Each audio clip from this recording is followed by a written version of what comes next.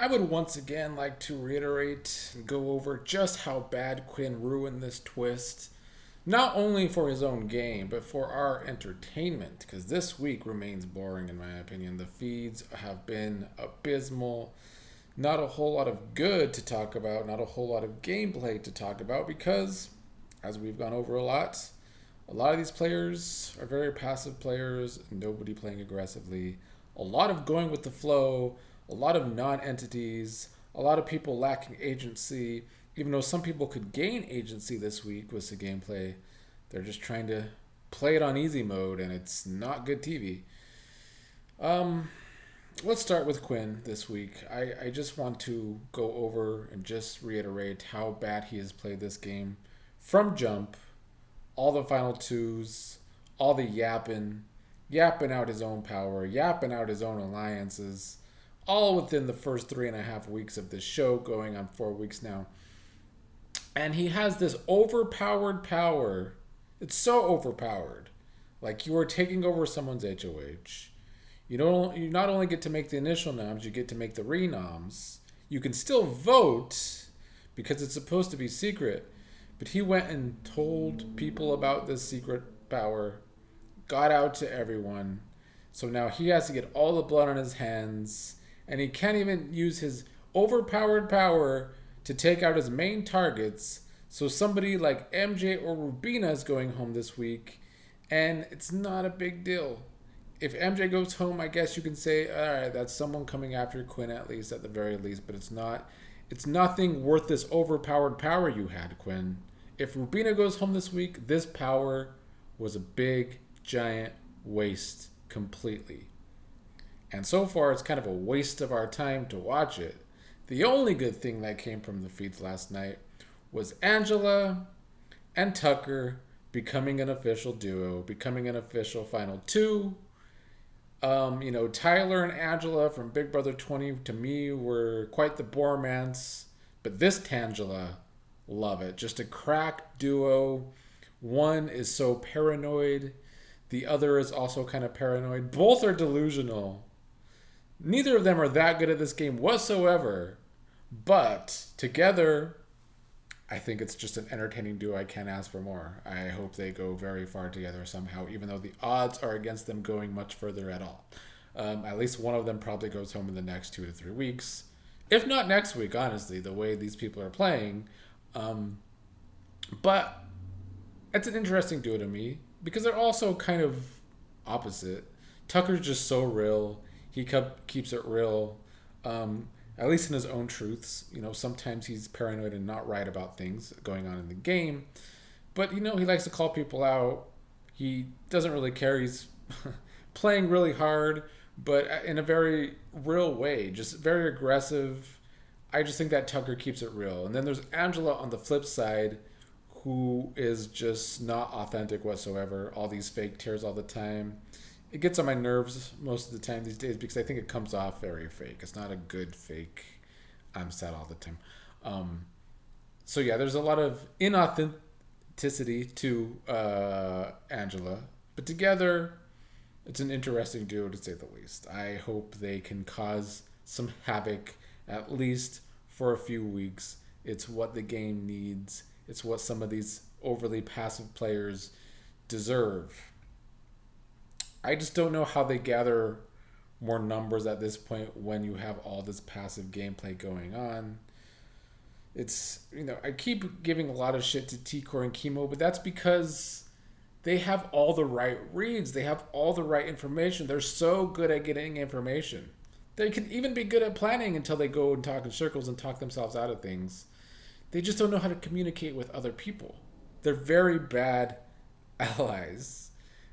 As I said yesterday, they are always talking about how Rubina doesn't know enough, but it's because they don't tell Rubina. Rubina should be someone they could be using as a number. There's like this disconnect between the two of them and how they don't realize that they too can use people rather than them just be these passive players that other people are using for numbers. I don't know if they'll ever come to that realization.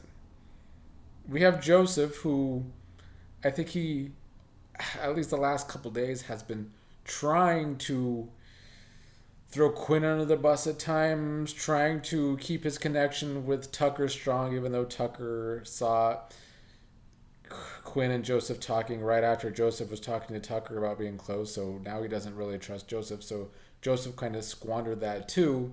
The only positive I could say for Joseph is that he's like the only person that seems to be able to talk to Leah on a level where she doesn't throw him under the bus yet.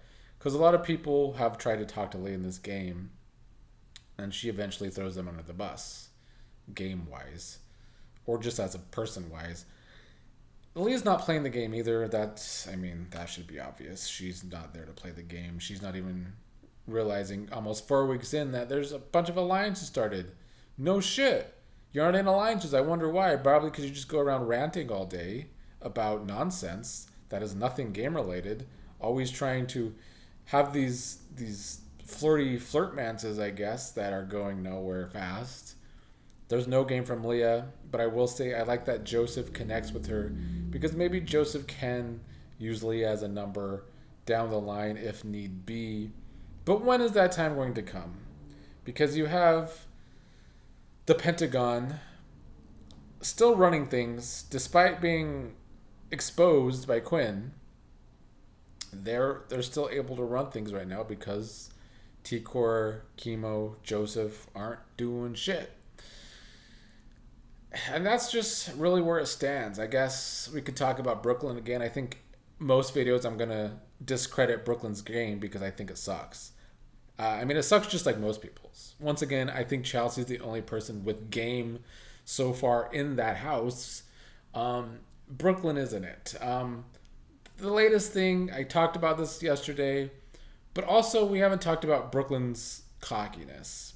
She is so into this Pentagon thing, despite it being exposed, that she thinks she's running the game, I think. I really do believe Brooklyn thinks she's running shit right now.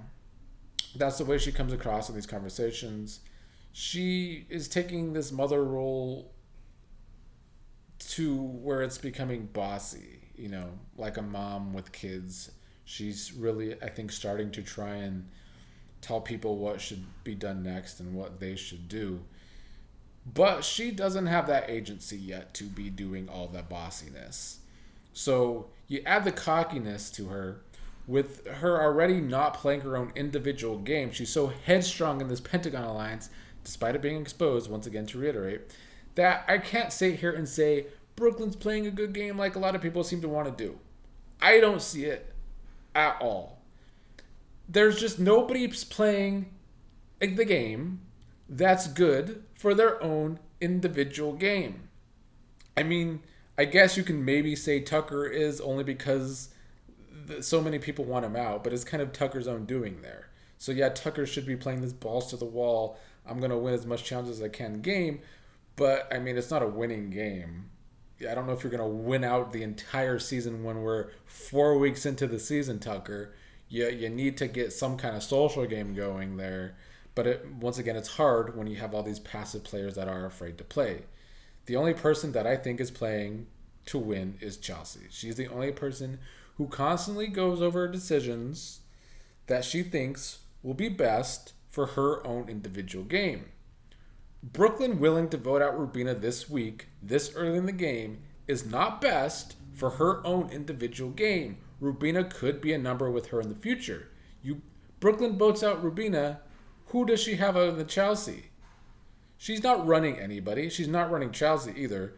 Chelsea has Cedric, Cam, T-Core. The list goes on. Joseph. Who does Brooklyn have? No one. If Rubina goes, she has no one except Chelsea, so Chelsea can use Rubina. So Chelsea can use Brooklyn. That's the only way. That's the way I see the board right now. Chelsea has people that can do things for her. The only way Chelsea takes a hit this week is if Cedric goes home. And I don't know if that happens. We'll see if there's enough discussions over the next 2 days to once and for all come up with a target that isn't Cedric. But, come up with a target that isn't MJ or Rubina, and somehow somebody puts the target on Cedric. But who's going to do that? Tucker thinks he has all these numbers that he doesn't have to vote out Cedric. So That kind of also stifles the gameplay because Tucker thinks he has all these numbers that he doesn't have. But then there's Tikor and Chemo who know this, but won't tell Tucker this information. So it's very frustrating to watch. But big ups to Chelsea. I've been giving her the credit she deserves because I do think she's running the game right now. Frankly, uh, yeah, Cedric going this week is the only way Chelsea's game takes a hit. But like I said, how does that happen? Who comes up with the idea to put the target on Cedric no matter who's up on the block with him? Like if he's against MJ, MJ's going home for sure. If he's against Rubina, Tikor Chemo don't want to vote her out, and obviously Tucker's not going to vote her out, and MJ would probably keep her, but you still need that fifth vote. Today Leah said she's not afraid of Rubina, but she is kind of afraid of Cedric and MJ in competitions. So maybe Leah's that number, but Leah's not playing the game right now. So who's going to talk to Leah about it? Joseph's probably not going to flip right now.